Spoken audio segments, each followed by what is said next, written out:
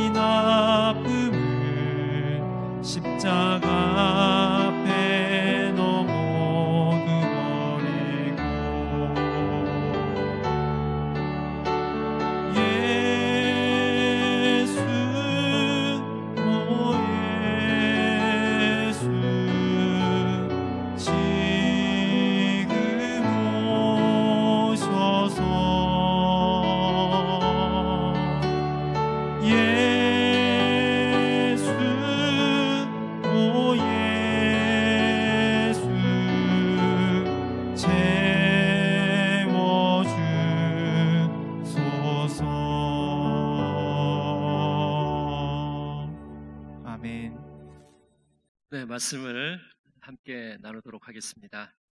오늘 주시는 말씀은 고린도전서 11장 27절에서 34절의 말씀입니다.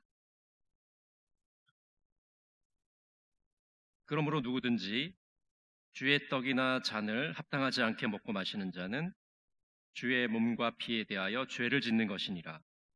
사람이 자기를 살피고 그 후에야 이 떡을 먹고 이 잔을 마실지니 주의 몸을 분별하지 못하고 먹고 마시는 자는 자기의 죄를 먹고 마시는 것이니라. 그러므로 너희 중에 약한 자와 병든 자가 많고 잠자는 자도 적지 아니하니 우리가 우리를 살폈으면 판단을 받지 아니하려니와 우리가 판단을 받는 것은 주께 징계를 받는 것이니 이는 우리로 세상과 함께 정죄함을 받지 않게 하려 함이니라. 그런즉 내 형제들아 먹으러 모일 때에 서로 기다리라. 만일 누구든지 시장하거든 집에서 먹을지니 이는 너희의 모임이 판단받는 모임이 되지 않게 하려 함이라. 그 밖의 일들은 내가 언제든지 갈 때에 바로 잡으리라. 아멘. 오늘 고린도전서 26번째 시간인데요. 오늘은 계속해서 성만찬에 대해서 살펴보려고 합니다. 오늘 내용은요, 성만찬에 참여하는 성도들의 태도입니다. 어떤 자세로, 어떤 태도로 성만찬에 참여해야 되는지 우리들에게 말씀을 해주고 있습니다. 27절을 먼저 볼까요? 27절. 그러므로 누구든지 주의 떡이나 잔을 합당하지 않게 먹고 마시는 자는 주의 몸과 피에 대하여 죄를 짓는 것이니라. 성만찬에 참여할 때 우리 성도들은 합당하게 성만찬에 참여해야 된다고 말씀하고 있습니다. 합당하게 참여한다는 건 뭘까요? 어떻게 참여하는 것일까요?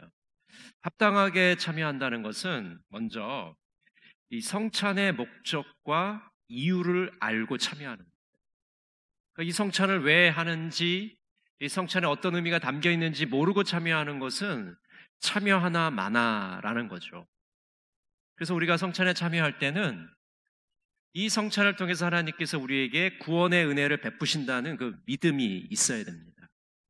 그 믿음이 없는 사람은 성찬에 참여하는 것은 그냥 허울 좋은 것일 밖에 없는 것이죠.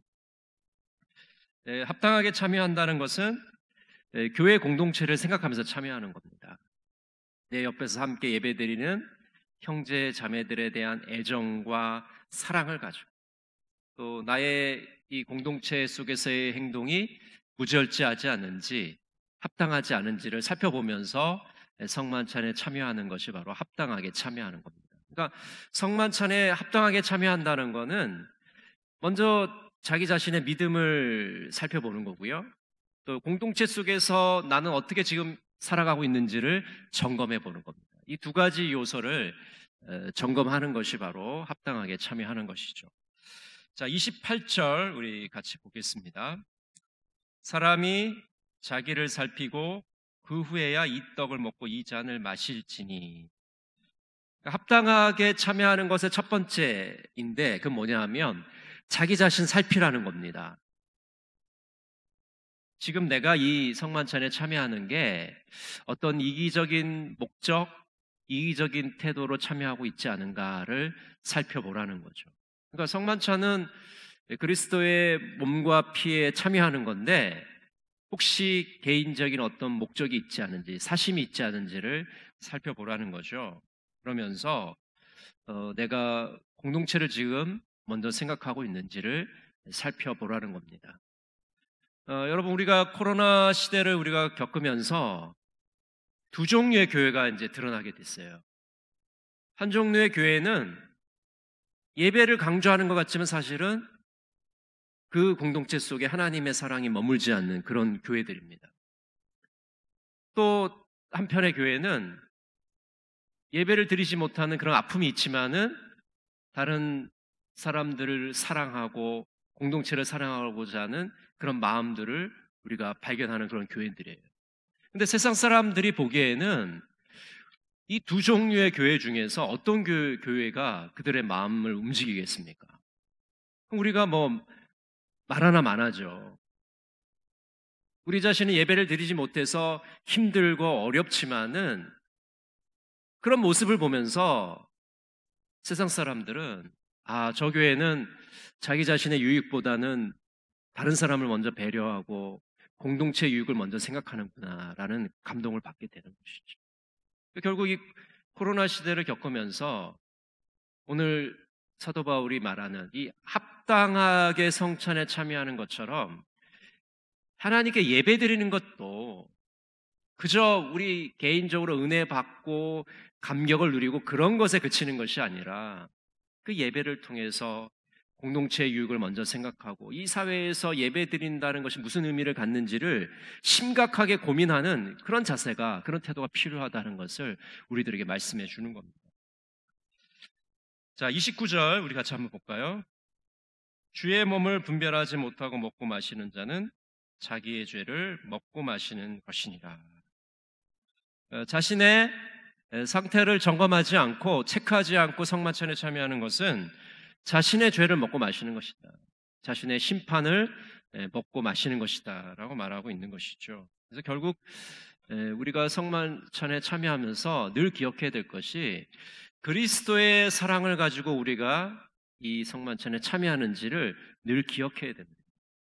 그러니까 사랑이라는 거 없는, 우리 같이 예배드리는 형제자매들의 사랑이 없고 우리 교회 밖에 있는 그 사람들에 대한 사랑이 없이 드리는 예배, 성만찬, 하나님 기뻐하지 않는다는 것을 우리들에게 말씀해 주는 것이죠. 항상 이것을 기억하면서 성만찬에 참여해야 됩니다. 자, 30절 한번 볼까요? 그러므로 너희 중에 약한 자와 병든 자가 많고 잠자는 자도 적지 아니하니. 자, 30절에 보면요. 갑자기 뜬금없이 약한 자, 병든 자, 잠자는 자가 나와요. 갑자기 왜 이런 게 나올까? 그것은요. 그 당시 고린도 교회 교인들이 다는 아니지만 일부 교인들이 성만찬에 합당하게 참여하지 않기 때문에 병과 죽음에 이르게 된 것을 사도 바울이 다루고 있습니다. 여러분, 우리가 병이라든지 죽음을 이야기할 때, 어떤 고난을 얘기할 때 1대1로 이렇게 부합되는 경우가 있어요. 그러니까 죄를 지었을 때 그 죄의 결과로 병이나 죽음이 오는 경우가 있어요. 그런데 또 어떤 경우는 내가 죄를 지었는데 다른 사람이 피해를 보는 경우가 있어요. 또 나는 죄를 안 지었는데 다른 사람의 죄 때문에 내가 피해를 보는 경우가 있죠. 여러 가지 고난을 당할 때 여러 가지 상황들이 있습니다. 변수들이 있어요. 근데 오늘 사도 바울이 지금 30절에서 말하고자 하는 것은 1대1의 상황입니다. 내가 죄를 지어서 병을 걸리거나 죽음에 이르는 거죠. 성만찬에 합당하게 참여하지 않아서 병에 걸리거나 죽음에 이른 경우를 사도 바울이 이야기를 하고 있습니다. 결국 사도 바울이 얘기하고자 하는 건 뭐냐 하면 그리스도와의 그 관계가 끊겨지게 되면, 단절되게 되면 이 부정적인 현상들이 우리들에게 찾아온다는 거죠. 병에 걸릴 수도 있고 죽음에 이를 수도 있다는 것을 우리들에게 보여줍니다. 그러니까 결국 우리가 성만찬에 진지하게 참여하지 않으면 이런 부정적인 결과를 얻을 수밖에 없다는 것을 우리들에게 말씀해 주는 것이죠. 자, 31절 우리 같이 한번 보겠습니다. 우리가 우리를 살폈으면 판단을 받지 아니하려니와. 자, 병이나 죽음에 이르지 않기 위해서 우리 자신을 살피는 게 필요하다. 그러니까 성만찬에 참여하는 사람은 꼭 자기 자신을 살펴야 된다라고 말하고 있는 거죠. 자, 32절을 한번 보겠습니다. 32절. 우리가 판단을 받는 것은 주께 징계를 받는 것이니 이는 우리로 세상과 함께 정죄함을 받지 않게 하려 하심이라. 자, 여기서 보면은 이 징계라는 단어가 나오는데요. 자, 하나님은 우리들에게 고난을 주실 때 우리를 심판하시기 위해서 이런 고난을 주시는 건가? 병이라든지 죽음이라든지 이런 어려움들을 주시는 건가? 아니면 징계하기 위해서 이런 걸 주시는 건가? 라는 것을 이제 알아야 된다는 거죠. 고린도 교회에 병을 주시고 죽음을 주신 이유는 고린도 교인들이 미워서 하나님이 심판하신 게 아니라 그들을 징계하기 위해서라는 거죠. 그들이 영적으로 더욱 성장하고 진보를 나타내기 위해서 어떤 연단의 차원에서 이러한 것을 주셨다고는 사도 바울은 말하고 있는 것입니다. 우리는 징계를 받음으로써 영적으로 더욱 성숙하고 더 단단한 사람이, 더 굳건한 사람이 되는 것이죠. 그렇지 않겠습니까? 온실 속에서 자란 화초는 그냥 비바람이 불면 뿌리채 뽑히고 마는 겁니다. 그러나 들에서 그 비바람을 견딘 야생화는, 잡초는 그 생명력이 엄청나게 끈질긴 것이죠. 하나님은 우리가 온실의 화초가 되기를 원하지 않으십니다. 야생화처럼, 들에 있는 잡초처럼 그 온갖 풍파를 이기면서 결국은 믿음으로 승리하는 자들이 되기를 원하시는 겁니다. 33절, 34절 우리 같이 보겠습니다. 그런즉 내 형제들아, 먹으러 모일 때에 서로 기다리라. 만일 누구든지 시장하거든 집에서 먹을지니 이는 너희의 모임이 판단받는 모임이 되지 않게 하려 함이라. 그 밖의 일들은 내가 언제든지 갈 때에 바로 잡으리라. 여러분, 고린도 교회의 성만찬의 문제가 뭐였습니까? 이 성만찬 하기 전에 이 공동체 식사라는 게 있었어요.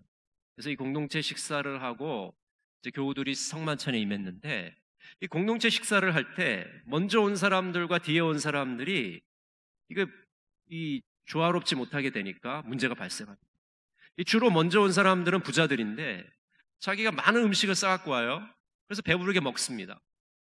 또 늦게 온 사람들은 주로 가난한 사람들인데 음식을 싸올 겨를도 없고 여유도 없어서 그냥 오는 거죠. 그러면 가난한 사람들을 쫄쫄 굶고 성만찬에 참여하는 것이고, 부자들은 막 건어하게 취해가지고 배부른 상태에서 성만찬에 참여하는 거예요. 이런 잘못된 관행에 대해서 사도 바울이 지적을 하면서, 먼저 온 사람들은 나중 온 사람들이 올 때까지 좀 기다리고, 그리고 함께 음식을 싸운 것을 나누어 먹어라. 그렇게 화기애애한 상태, 하나가 된 상태에서 성만찬에 참여하는 것이 성만찬에 참여하는 바른 태도라는 것을 우리들에게 말씀해 주고 있는 것이죠. 그래서 우리가 성만찬에 참여할 때는 합당하게 참여해야 됩니다. 그래서 항상 성만찬에 참여하실 때 두 가지 요소를 기억해 주시길 바랍니다. 하나는 믿음이고요, 하나는 사랑입니다. 그러니까 이 성만찬이 나에게 구원의 은혜를 베푸시고 하나님의 풍성한 은혜를 베푸신다는 그런 믿음을 가지고 성만찬에 참여해야 되고, 또 한 가지 요소는 사랑의 요소죠. 우리 옆에 있는 형제 자매들을 내가 사랑하고 있는지, 또 교회 밖에 있는 그 사람들을 내가 사랑하고 있는지를 항상 염두에 두면서 성만찬에 참여해야 됩니다. 그러니까 믿음과 사랑의 요소가 있는지를 살피지 않으면 합당하게 성만찬에 참여하는 것이 아닙니다. 믿음과 사랑을 가지고 성만찬에 참여할 때 우리는 하나님이 기뻐하시는 성만찬에 참여할 수가 있는 것이죠. 그래서 우리는 성만찬을 통해서 하나가 되어야 됩니다. 자, 이제 기도하도록 하겠습니다. 세 가지 기도 제목 가지고 기도할 텐데요.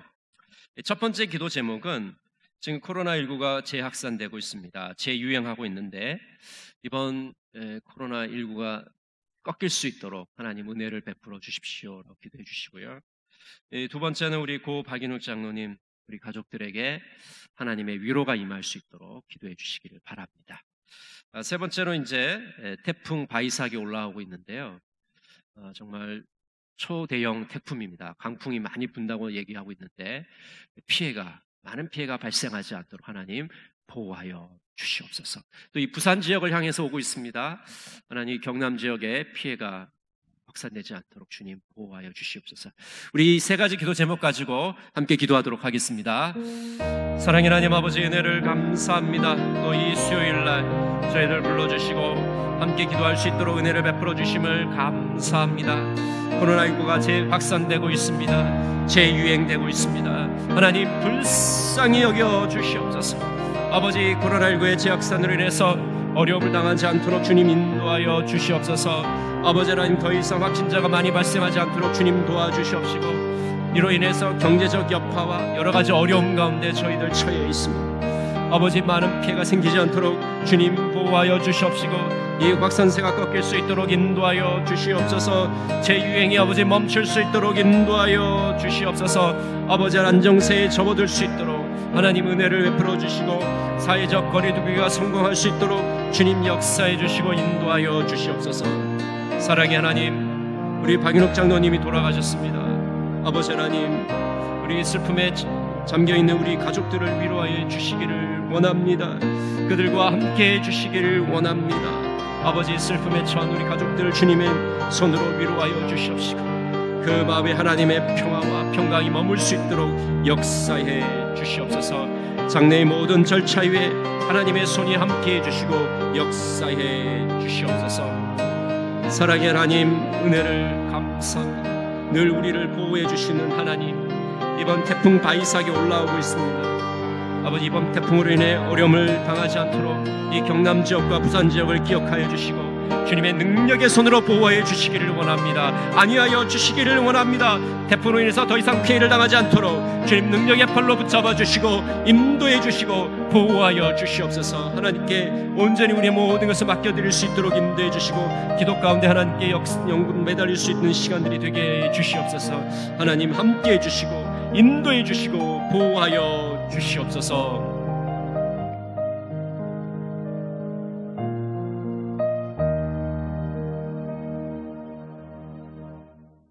사랑의 하나님 아버지, 은혜를 감사합니다. 성찬에 참여할 때마다 합당한 자세로 사랑과 믿음을 가지고 참여할 수 있는 저희들 될 수 있도록 인도하여 주시옵소서. 코로나19 확산세가 꺾이기를 원합니다. 또 올라오는 태풍도 피해를 당하지 않도록 주님 보호하여 주시옵소서. 그리고 박인욱 장로님 가족들 위해 하나님의 위로가 머물 수 있도록 도와주시옵소서. 주님 함께해 주실 줄 믿사오며 예수 그리스도 이름으로 기도드립니다. 아멘. 지금은 주 예수 그리스도의 은혜와 하나님의 놀라우신 사랑, 성령의 동하심과 위로하심이 성찬에 합당하게 참여하여 하나님의 그 구원의 은혜를 맛보기를 원하시는 동광의 모든 성도들 머리 위에 가정 위에 지금부터 영원토록 함께 하시기를 간절히 축원하옵나이다.